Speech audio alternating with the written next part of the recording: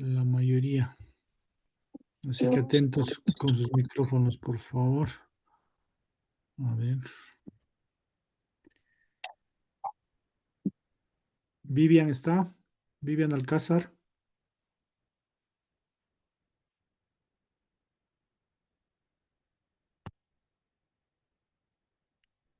Beymar Aliaga. Doctor, buenas tardes, presente, doctor. Muy bien. Carolina Antesana.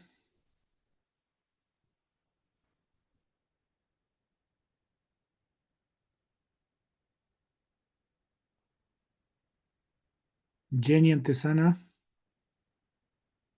Buenas tardes, doctor presente. Buenas tardes. Dylan Arroyo. Buenas tardes, doctor presente.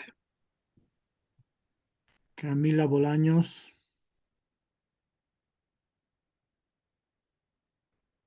Daniel Burgoa.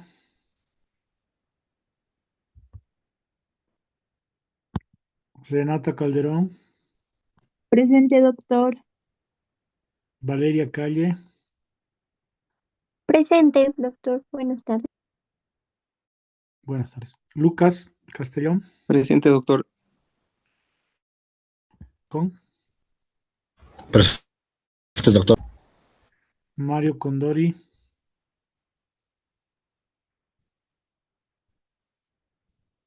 Romina Curcuy.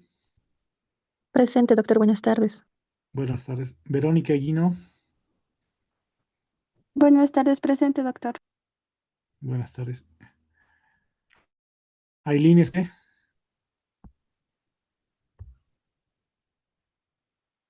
Ignacio Fuentes.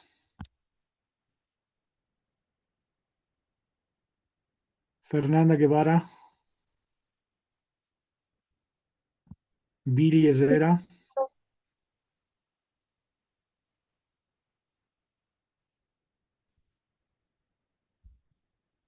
Billy Herrera. No. Alexandra López.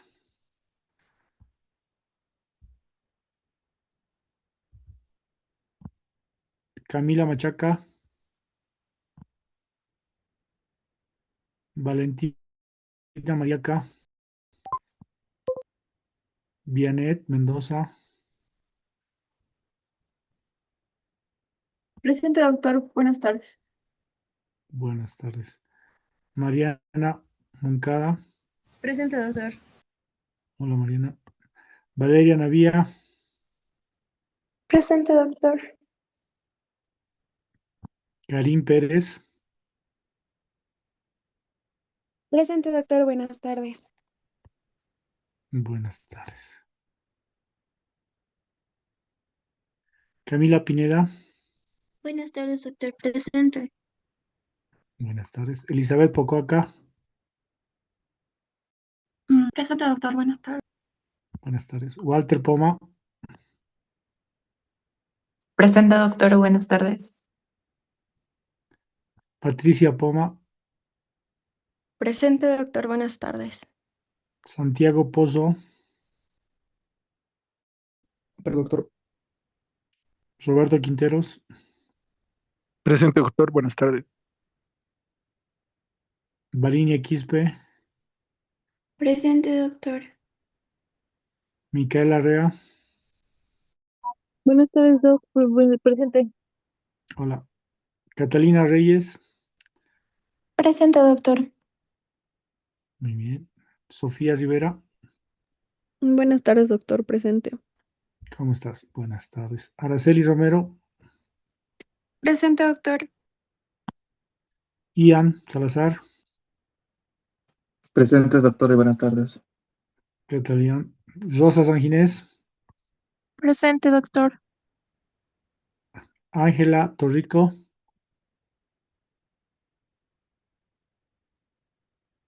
Carolina Vargas.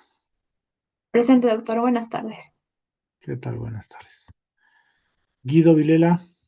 Presente, doctor. Radek Villarroel. Buenas tardes, doctor presente. ¿Qué tal? Buenas tardes. Sebastián Vizcarra.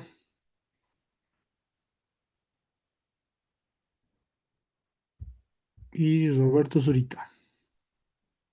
Presente, doctor. ¿Qué tal? Ok, perfecto. El resto. Doctor, al perdón. ser- Buenas tardes. Sí, sí, le escucho.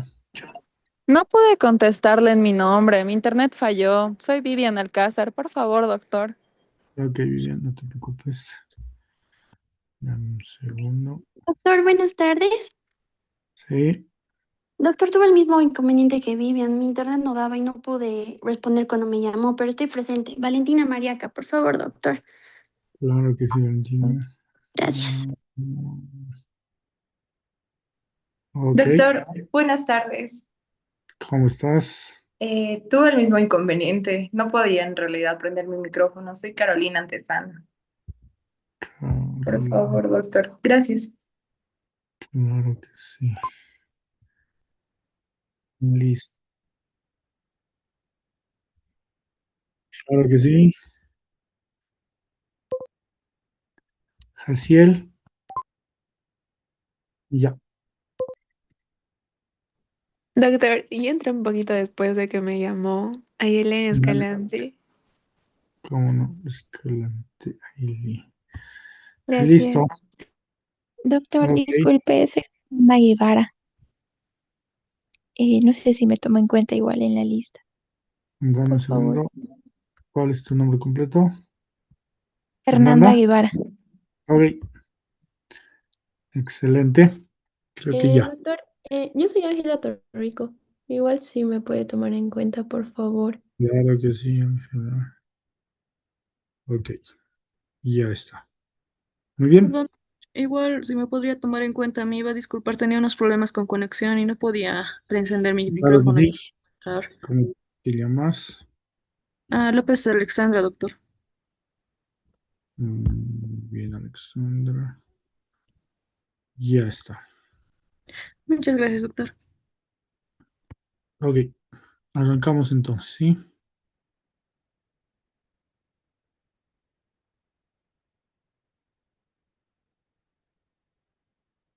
Ok, voy a compartir mi pantalla. Me avisan, por favor, si es que logran verlo.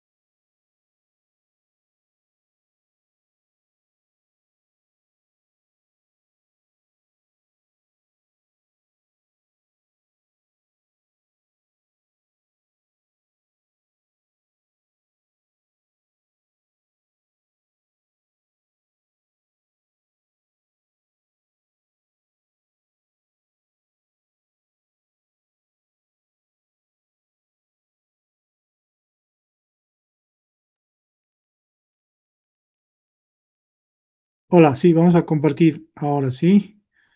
Creo que falló algo.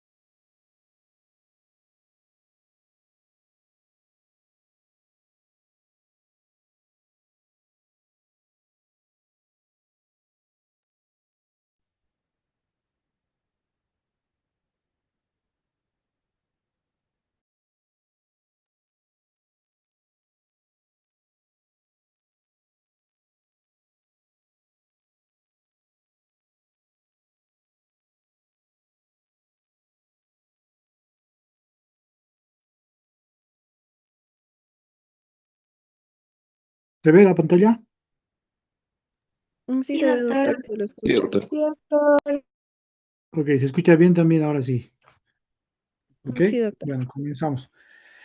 Bueno, es nuestro penúltimo tema, ¿sí? Esperemos que ya las cosas vuelvan a la normalidad. La próxima semana nos toca una clase más y después tenemos una de la que me había comprometido de hacer un reciclaje, un refuerzo, que sería mejor hacerlo quizá al retorno del receso, ¿no? Antes del examen, porque estoy calculando que vamos a programar el examen para los primeros días de agosto, dependiendo de lo que diga la dirección de la carrera, ¿no? Y fijemos una fecha tentativa. Obviamente se les va a avisar con el tiempo debido. Ya les adelanté que el examen final va a tener dos componentes, ¿no? Uno escrito, teórico, de opción múltiple, como siempre lo hemos hecho, y también va a haber una parte práctica con radiografías que vamos a llevar, ¿no? No creo que pasen de 10, quizá una por tema, con cosas que hemos visto, ¿ok? Ya les adelanté la otra vez también al respecto. Bueno, hoy vamos a llevar o vamos a tocar el tema de lo que es neuroradiología, ¿sí? Todo lo que incumbe a lo que es el sistema nervioso central, excepto la columna que ya la habíamos visto en la charla anterior, ¿sí? Entonces nos vamos a enfocar exclusivamente en lo que es el cerebro, sus capas y su continente, que es el cráneo, ¿ok? Los métodos de diagnóstico, los mismos que siempre hemos ido viendo todo este tiempo, la clásica radiología, que poco a poco se está limitando a muy pocos estudios ya.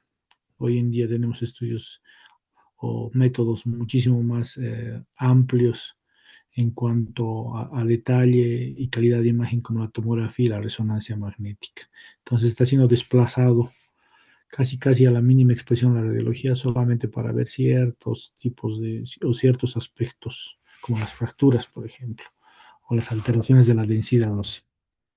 La ecografía, ya la conocen, es un método, como siempre les digo, económico, accesible, pero de operador dependiente, ¿no? Depende de la experiencia que tenga el que realice este estudio.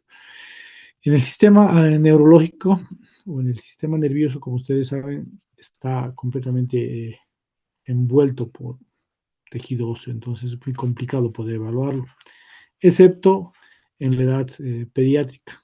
Los pacientitos de menos de un año todavía tienen apertura muchas de sus fontanelas o el hueso mismo tiene una delgadez relativa, la cual puede permitir el paso del ultrasonido. Por ese motivo, a través de esos espacios, orificios, podemos nosotros hacer un estudio relativamente completo del cerebro pediátrico, ¿no?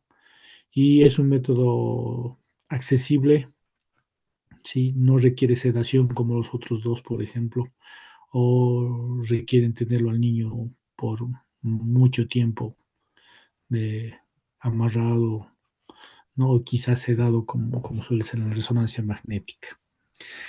La tomografía computada, la más usada especialmente en lo que es trauma, ¿no? En trauma y en urgencias, ¿sí? Es un estudio rápido que nos da un amplio panorama de lo que está sucediendo en la cabeza y el encéfalo, ¿sí? Hoy en día es muy accesible en la mayoría de los centros en las ciudades o inclusive en uno que otro centro rural donde podemos encontrar este tipo de estudios, ¿no? Y nos da, como les digo, un pantallazo rápido. No necesita sedación en la mayoría de los casos, excepto en niños a veces que se mueven mucho, ¿no? Pero haciendo ciertas maniobras de sujetarlo o que entre con uno de los padres acompañado para agarrarlo, obviamente tomando todas las previsiones de protección radiológica, se pueden hacer. Finalmente tenemos la resonancia magnética, que es el método más completo, ¿sí? Con una alta calidad en cuanto a detalle y resolución, ¿sí? Muchas veces se da el diagnóstico definitivo gracias a este tipo de estudios, pero con la dificultad de que es un estudio de alto costo, ¿sí? No todos los centros médicos lo tienen, son generalmente hospitales de tercer nivel y en las grandes ciudades en nuestro país.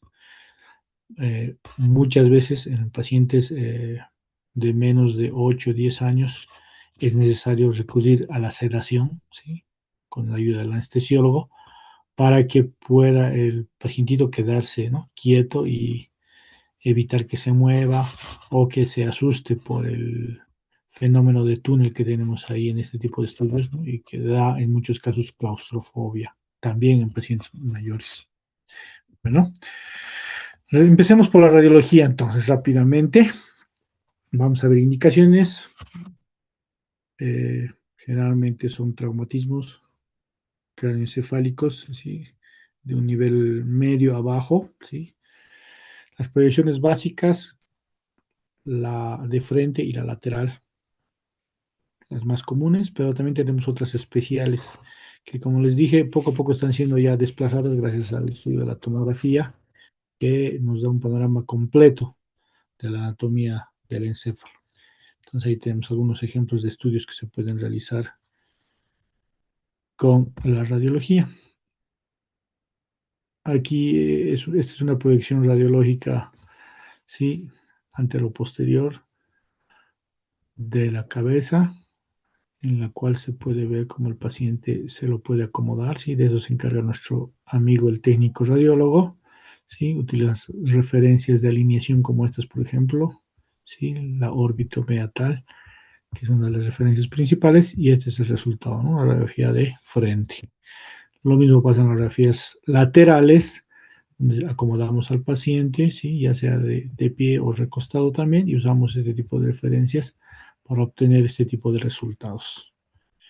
Ok, lo importante en las radiografías de cráneo en un tiempo fue saber identificar lo que son las calcificaciones, las que son normales y las que no son normales. Aquí hay una lista de las principales calcificaciones fisiológicas, como por ejemplo la glándula pineal, los plexos coroideos, la dura madre, ligamentos, los ganglios basales y el cristalino, ¿no?, dependiendo de la edad del paciente. Les muestro algunos ejemplos, ¿sí? Aquí hay una calcificación de la hoz del cerebro, ¿sí?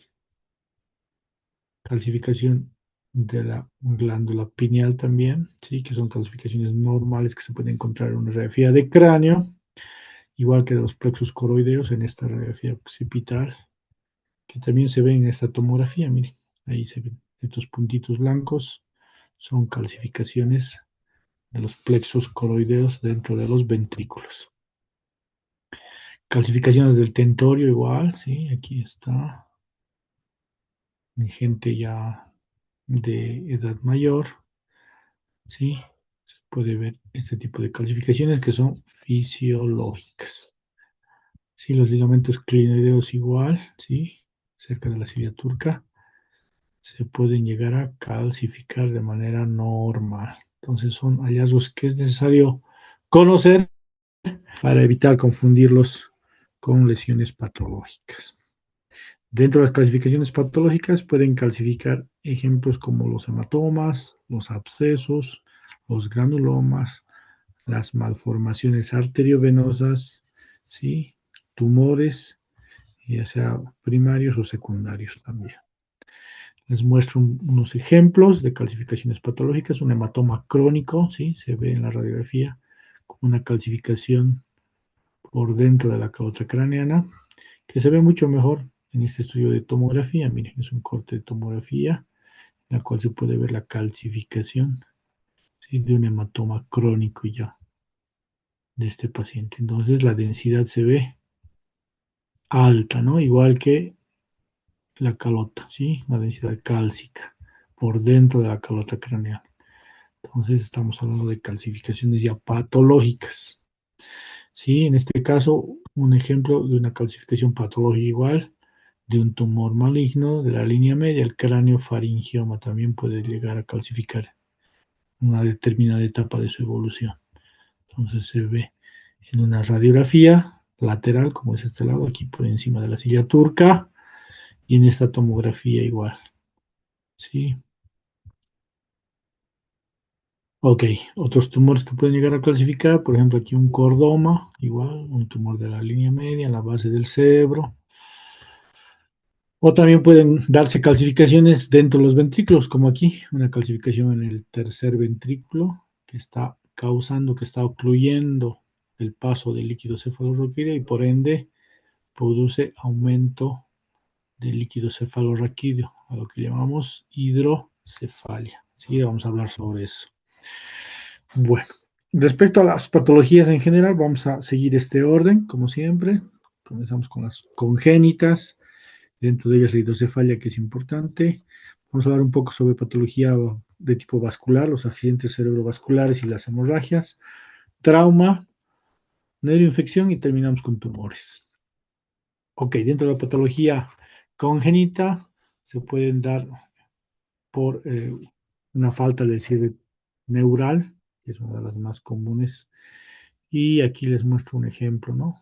Una anencefalia, ¿sí? Este es un pacientito, bueno, que nació y a las horas falleció, obviamente, por situaciones obvias.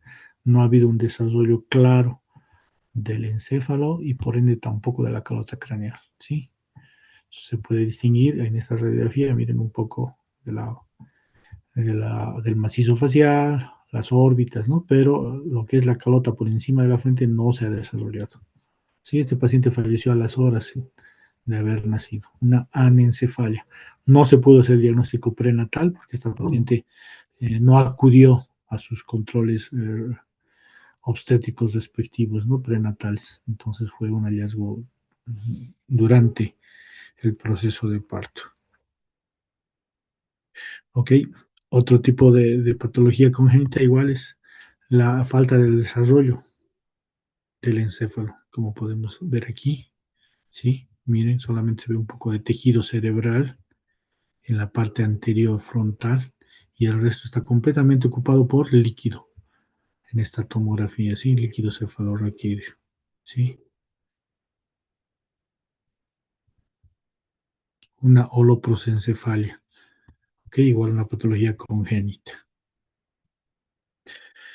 La hidrocefalia se produce a consecuencia de una obstrucción en el flujo del líquido cefalorraquídeo. Lo han debido ver en anatomía, dónde se forma, y en fisiología también, cómo se produce y dónde se reabsorbe.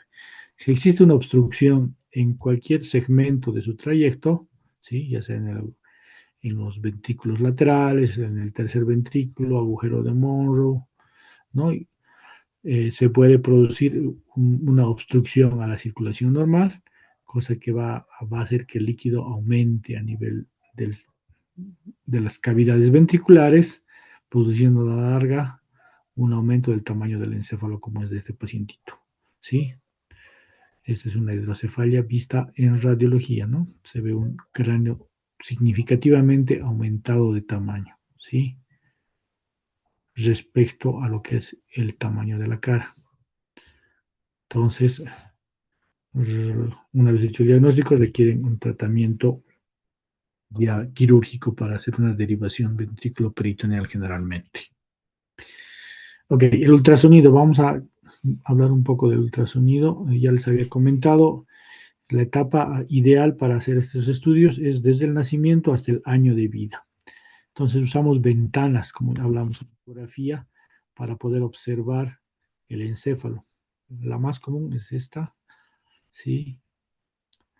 La ventana superior, donde hacemos cortes diferentes de los segmentos, ¿no? Intracerebrales y hasta la médula y cerebelo inclusive. ¿Ok? Es un método accesible, rápido, barato, repetible, no requiere sedación del pacientito, ¿sí? Podemos hacerlo al pie de su cuna, en la misma incubadora, ¿no? De manera diaria, inclusive si fuese necesario. Pero la desventaja es de que una vez que se cierran las fontanelas, alrededor del año, año y 2 meses, ya es más complicado y la calidad de imagen no es tan buena. Les muestro un par de ejemplos de las patologías más comunes vistas por ultrasonido. Aquí tenemos lo que es el infarto cerebral, ¿sí? Que se da en pacientes prematuros que tienen un déficit de oxígeno al nacimiento, ¿no? Son prematuros para empezar, ¿sí? Van a incubadoras y sufren un déficit de oxígeno durante esa etapa del nacimiento. Entonces eso va a condicionar que las pequeñas grupos de neuronas y tejido cerebral alrededor de los ventrículos puedan llegar a necrosarse y formar este tipo de colecciones de líquido, ¿sí? Porque el tejido cerebral se ha muerto. Entonces, a esto lo llamamos infartos, ¿sí? Este tejido obviamente con el tiempo va a aumentar de tamaño, se va a fusionar generalmente con los ventrículos, ¿no? Y va a hacer que estos se vean mucho más grandes, ¿sí? Y el tejido parenquimatoso disminuye significativamente, ¿sí? Son secuelas ya severas a futuro. Como por ejemplo, una atrofia cerebral, donde se ve que, por ejemplo, aquí en esta ventana vemos el seno longitudinal, el líquido cefalorraquídeo significativamente aumentado en su volumen de tamaño. Sí, esta es la línea interhemisférica, de donde vemos que los hemisferios cerebrales sí se ven poco reducidos y están contraídos en relación a lo que debería verse, ¿no? Este espacio que se ha reducido está ocupado por el líquido cefalorraquídeo que está más aumentado. Otros ejemplos, nuevamente una patología congénita, la holoprosencefalia, donde se ve un mínimo desarrollo cerebral. Aquí se ve un poco del cerebelo, ¿sí? Y muy poco tejido cerebral en la periferia. El resto se ha convertido en una cavidad única en el centro del encéfalo, ¿no? Ocupada por líquido. ¿Ok? Otro tipo de lesiones que se pueden ver, por ejemplo, son infecciones igual.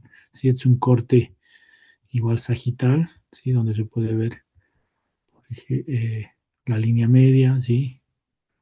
El tálamo, y por encima se ve una colección redondeada, líquida, pero muy densa en relación al líquido cefalorraquídeo, que correspondía a un absceso cerebral en este pacientito. Resonancia magnética, ¿sí? Son 3 imágenes en diferentes cortes axiales y un sagital, ¿sí?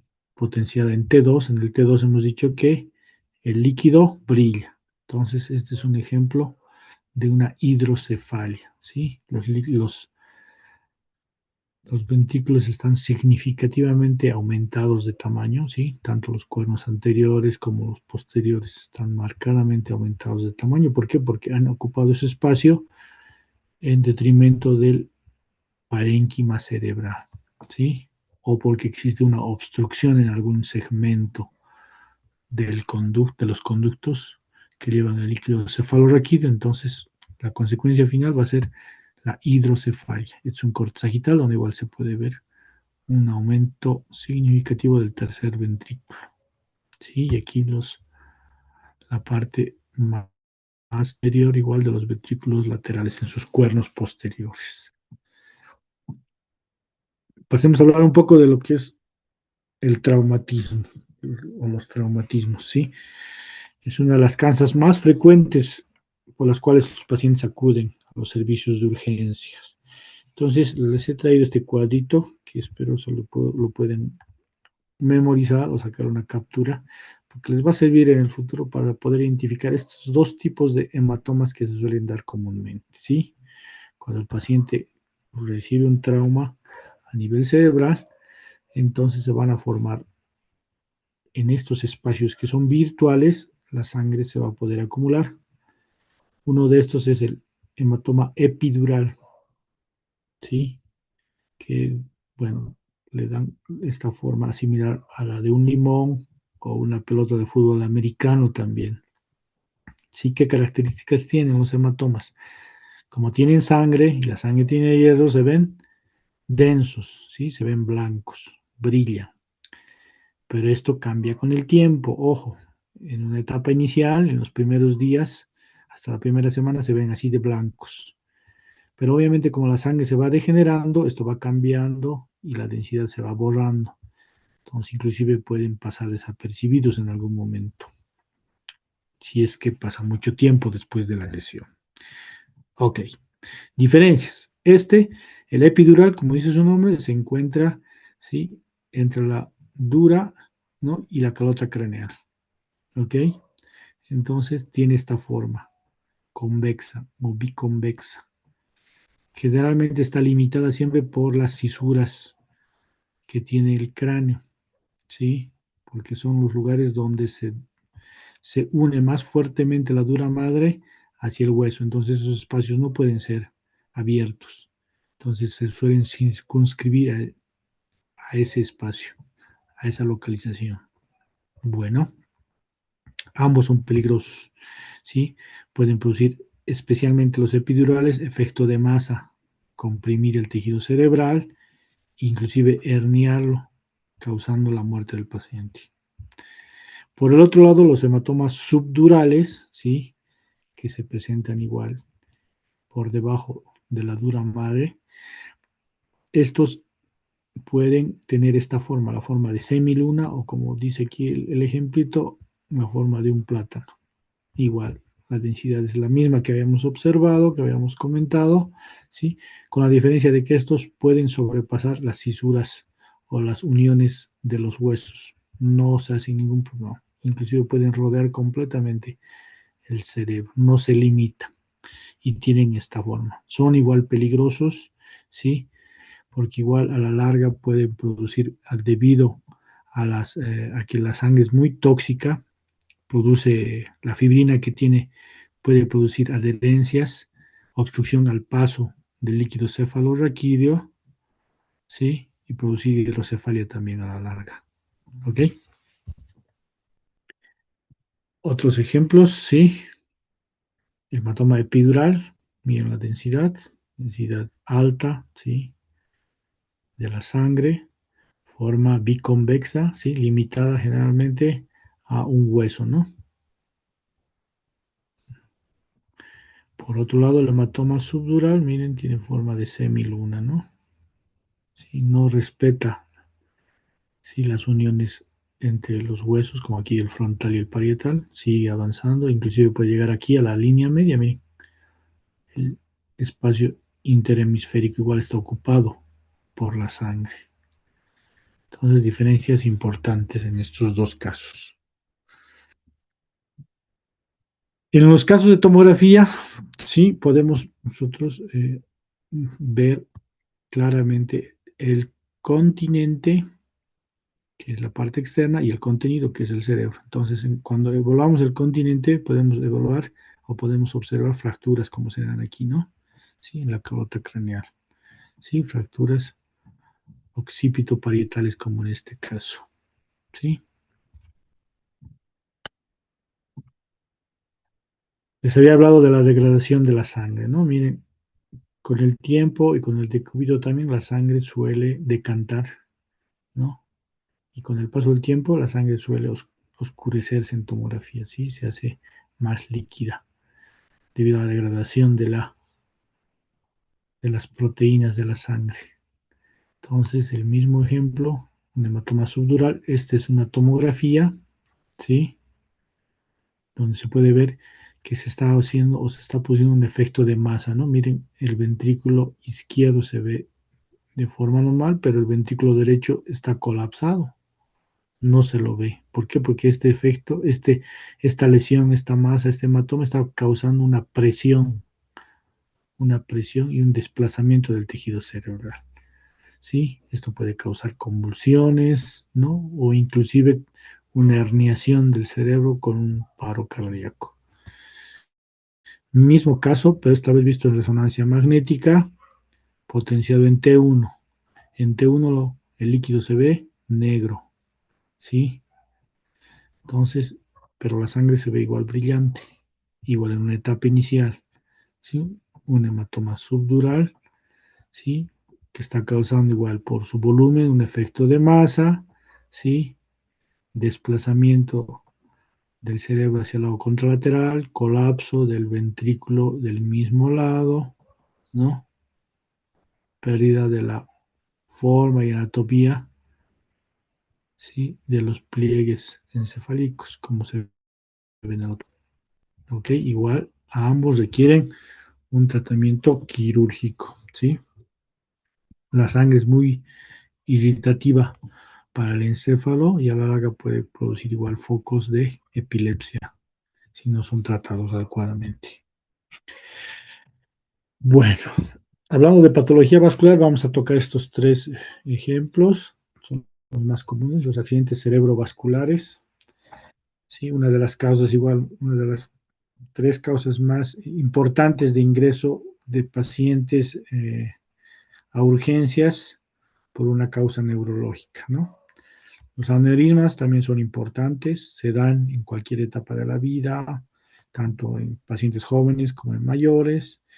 Generalmente son hallazgos incidentales o suelen debutar con una hemorragia significativa que puede poner en riesgo la vida del paciente. Bueno, respecto al accidente cerebrovascular, una de las causas más comunes de pacientes que acuden al servicio de urgencias. En nuestro medio, el origen más relevante es la hipertensión arterial. Entonces, ¿qué sucede con estos pacientes hipertensos no controlados, no tratados? ¿Sí? En un determinado momento, los vasos, los pequeños vasos intracerebrales, debido a la alta presión, van a colapsar, ¿sí? Se van a obstruir, se van a tapar por el aumento excesivo de la presión arterial. Eso va a condicionar que no pase sangre hacia el parénquima cerebral. Al no estar irrigado ese tejido por más de 10 minutos, va a comenzar a sufrir y morir sin necrosarse. Entonces, lo que nosotros evidenciamos ya a partir de las 3 horas, se dice generalmente, ¿sí? 1 a 3 horas, hasta las 6 horas de sucedido el evento, el paciente acude a la unidad de urgencias, se le realiza un estudio tomográfico, como es este, ¿sí? Es un corte axial, como pueden ver.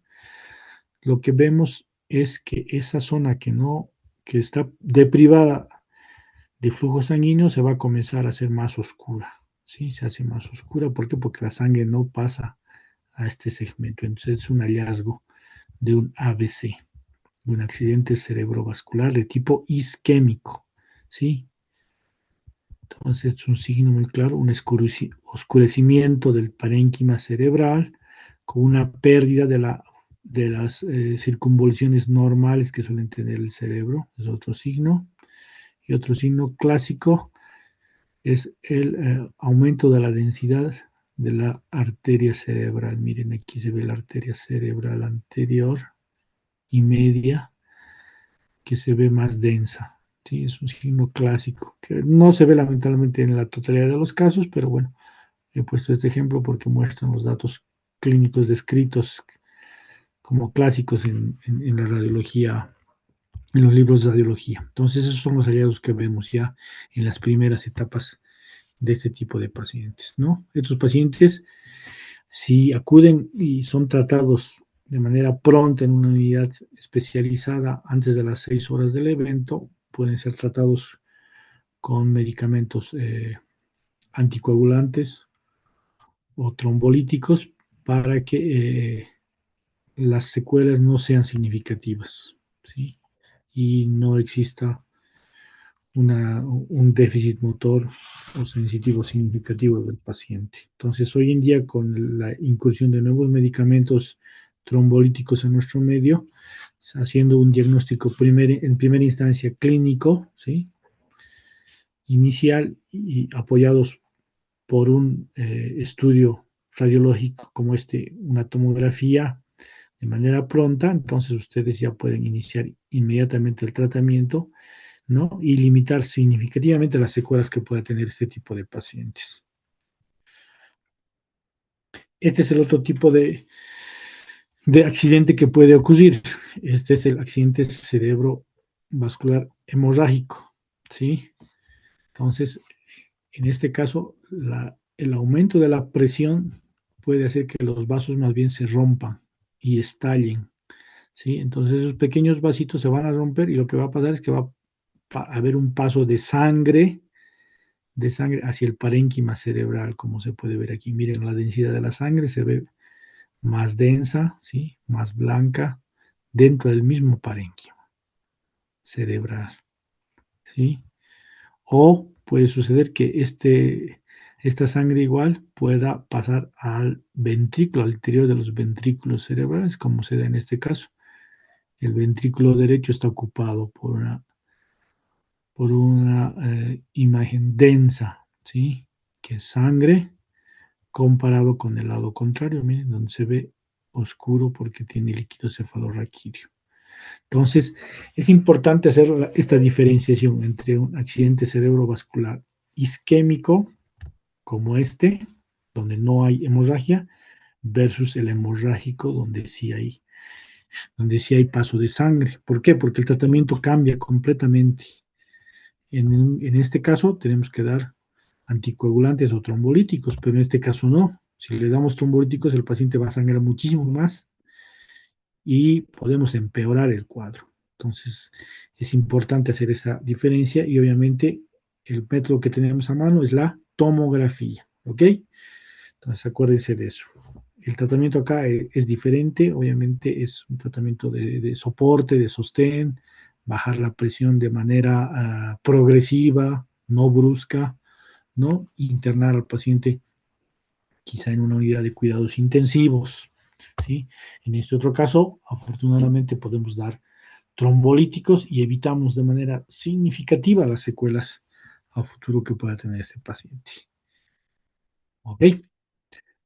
Otro evento igual en relación a la patología vascular en el cerebro son los aneurismas. Como les he dicho, los aneurismas generalmente son hallazgos, ¿sí? Este paciente seguramente se le realizó un estudio, una angiografía cerebral, ¿sí? Esta es una reconstrucción coronal, corte axial, ¿sí? Donde podemos ver el ingreso de las arterias carótidas internas y sus ramificaciones diferentes, ¿no?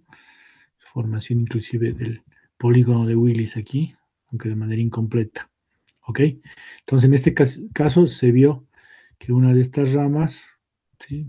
La cerebral, presentaba un aumento, un pequeño bollo de aumento de su tamaño, ¿sí? Más o menos de unos 15 a 20 milímetros, que correspondía a un aneurisma cerebral. Generalmente cuando un aneurisma se rompe, el paciente acude con una cefalea muy significativa, localizada en una parte muy específica, ¿no? De alta intensidad, mareos, náuseas, vómitos, y bueno, son sometidos a estudios tomográficos y ahí lamentablemente vemos que esos aneurismas ya se han roto, ¿no? Y requieren un tratamiento de manera urgente, quirúrgico, o tal vez, como es más recientemente se está dando, de tipo endovascular, donde se pueden colocar algunos elementos que puedan ocluir o tapar parcialmente estos aneurismas, ¿no? Como son los coils. Los coils son como dispositivos metálicos, como unos resortes de los bolígrafos, que los podemos introducir los radiólogos intervencionistas a través de un vaso, ¿no? Y llegar a ocluir estos aneurismas, evitando que la hemorragia continúe, ¿no? Si es demasiado significativo o es demasiado grande, en algunos casos es necesario recurrir a la cirugía, entonces el neurocirujano tiene que abrir, ¿no? El cráneo y clipar con grapas o con hilo ese aneurisma, ¿no? Evitando que siga sangrando dentro del cerebro. ¿Ok? Aquí les muestro igual, este es un caso de un paciente de un aneurisma que ya se reventó, entonces lo que se produce es una hemorragia subaracnoidea. ¿Sí? El espacio subaracnoideo, como saben ustedes, está comunicado con el espacio por donde circula el líquido cefalorraquídeo, entonces la sangre se va distribuyendo en todos los espacios por donde circula este, ¿sí? Lo podemos ver, miren aquí, alrededor del tronco, en la línea media, en el espacio subaracnoideo de las cisuras mayores, ¿no? Se ha distribuido por todos esos segmentos la hemorragia. Entonces, en estos casos, la hemorragia ya, el aneurisma ya se ha roto, se ha producido la hemorragia, ¿no? Y obviamente estos pacientes tienen que recurrir a un tratamiento ya más avanzado. Dentro de la patología vascular también es otros hallazgos frecuentes son las malformaciones de tipo vascular, en este caso una malformación arteriovenosa. Se pueden dar, son patologías de tipo congénito que tampoco dan síntomas hasta que son demasiado grandes o han sangrado, ¿no? O son hallazgos de estudios realizados por otra causa. Esta es una resonancia magnética, cortes axial y un coronal en T2, donde se puede ver, ¿no? Lo clásico de las malformaciones de tipo vascular, que llamamos el vacío, la imagen de vacío. Miren, se ve todo oscuro. ¿Por qué? Porque por ahí está circulando sangre. Y al circular la sangre, al moverse, al estar en movimiento, la señal de resonancia magnética no es clara, nos da como un vacío. Eso es lo característico. Entonces se pueden ver vasos de diferente tamaño, diferente grosor, a manera de un ovillo, ¿sí? Asociado a pequeñas zonas blancas. Estas zonas blancas que ven alrededor puede ser cierta cantidad de sangre que haya pasado hacia el tejido cerebral a consecuencia de pequeñas hemorragias o sangrados. Entonces, igual estos pacientes requieren un tratamiento ya más complejo, quizá endovascular o quizá quirúrgico, ¿no? Hablemos un poco sobre las neuroinfecciones, ¿sí? Dentro de estas dos vamos a mencionar las más comunes, las meningitis y los abscesos. En el caso de las meningitis, seguramente ya lo han debido ver en semiología, ¿no? Toda la clínica, todos los hallazgos clínicos, signos y síntomas que pueden presentar pacientes, ¿no? Con datos de meningismo o sospecha de una meningitis, ¿no? La rigidez, ¿sí? Quizá convulsiones, alteración del estado general. Entonces, estos pacientes van a ser, bajo esta sospecha, sometidos a un estudio radiológico, como en este caso una resonancia magnética.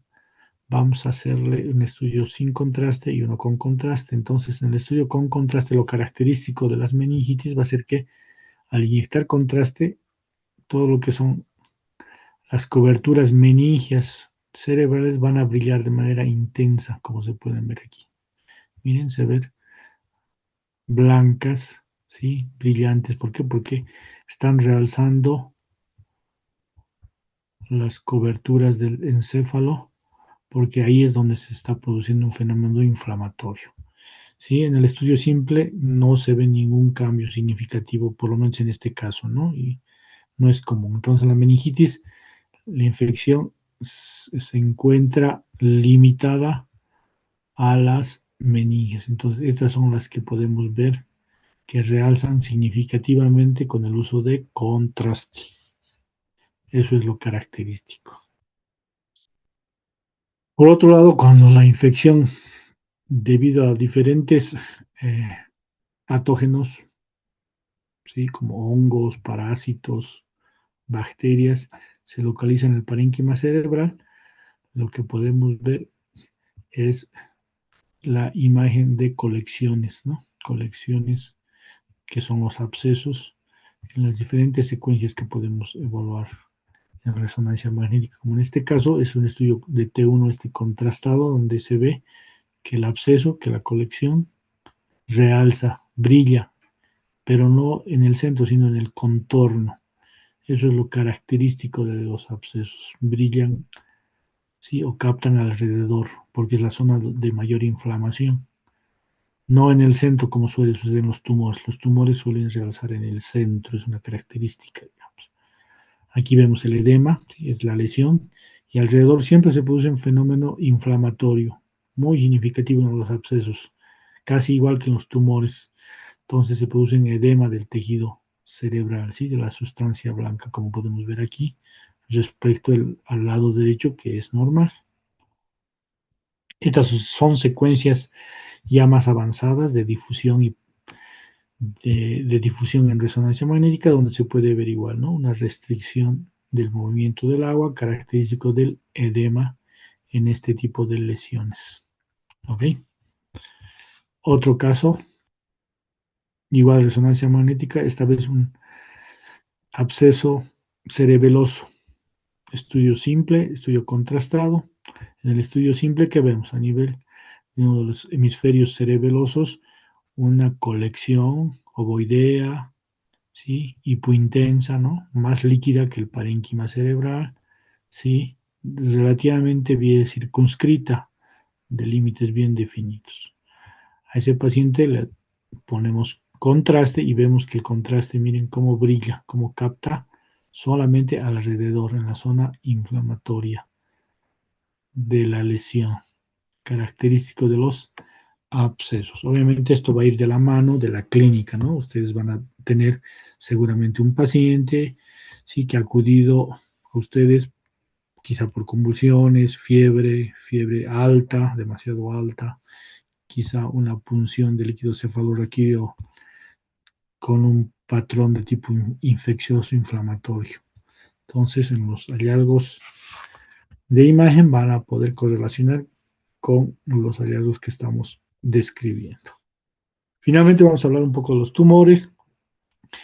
Los tumores tienen diferentes tipos de clasificaciones, se van a clasificar por su localización, supratentoriales, infratentoriales, por su variedad celular, ¿sí? Pueden ser dependiendo del tipo de célula que afecte, ¿sí? Pueden ser gliales, pueden ser ependimarios, o pueden ser del tejido de sostén también, ¿no? O de las meninges mismas. Entonces se puede clasificar de ese tipo. Por su severidad también hay una clasificación de la OMS que las clasifica por su severidad, que corresponde en caso de nuestra especialidad. El estudio para evaluar mejor las lesiones tumorales, ya sea benignas o malignas, es la resonancia magnética, ¿sí?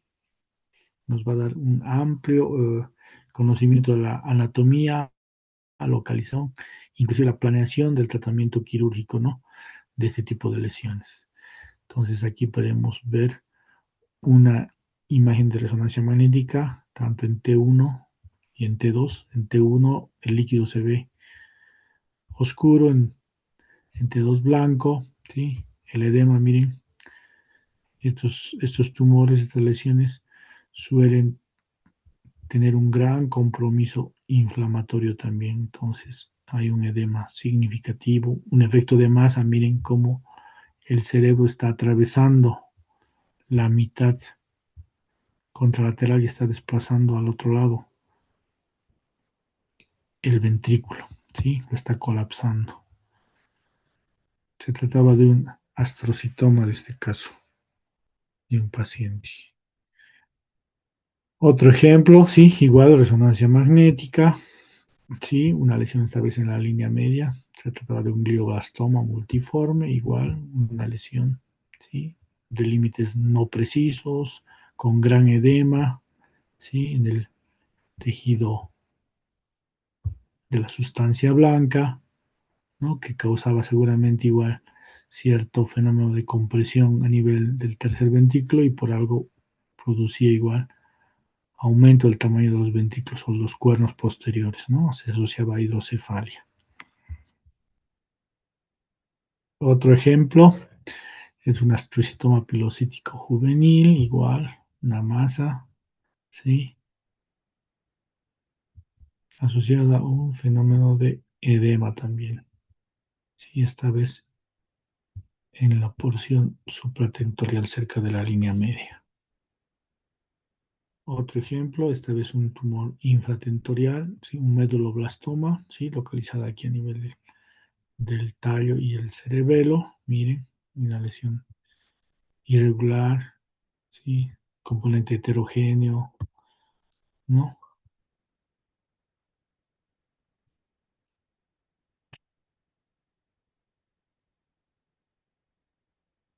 Dentro de los tumores benignos, el más común es el meningioma, ¿sí? ¿Qué es lo característico del meningioma? Suele estar localizado en la parte periférica, justamente donde están las meninges, ¿sí? Brilla significativamente cuando se le inyecta medio de contraste, ¿sí? Y suelen ser de crecimiento lento, ¿no? Así que el mayor problema que pueden dar es a consecuencia de su tamaño, por el efecto de masa que puedan producir.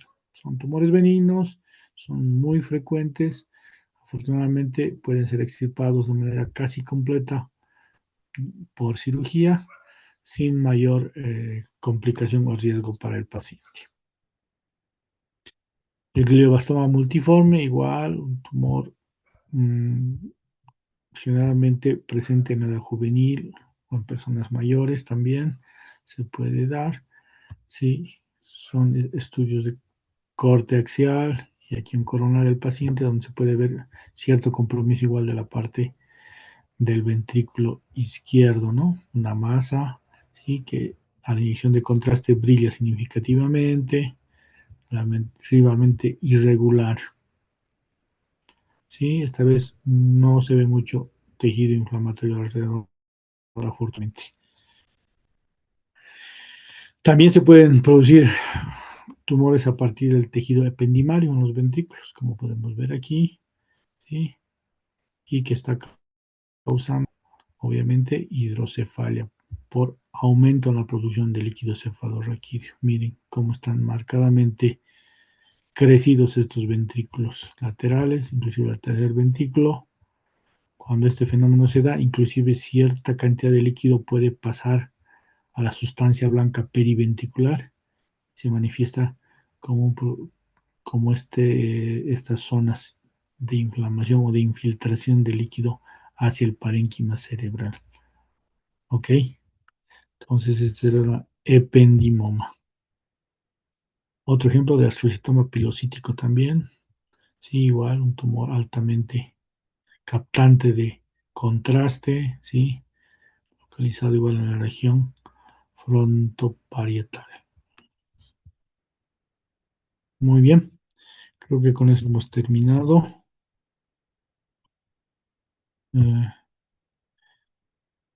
No sé si hay alguna pregunta. Estoy atento. Muchas gracias.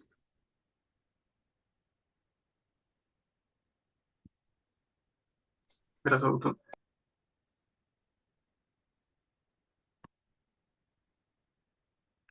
Bueno, creo que todo quedó claro, muchachos. Y nos tomamos el tiempo debido. Si hay alguna consulta respecto al tema, estoy atento. Si hay alguna pregunta respecto a lo que habíamos hablado de la materia también. Y solamente los que no han sido llamados a la lista, los escucho. Esto ya podría retirarse. Muchas gracias. Gracias, doctor. Hasta luego. Gracias, doctor. Gracias, doctor. Hasta luego. Hasta luego. Doctor, hasta luego. Hasta luego. Gracias, doctor. Hasta luego. Buenas noches. Buenas noches. Gracias, doctor. Buenas noches. Gracias, doctor.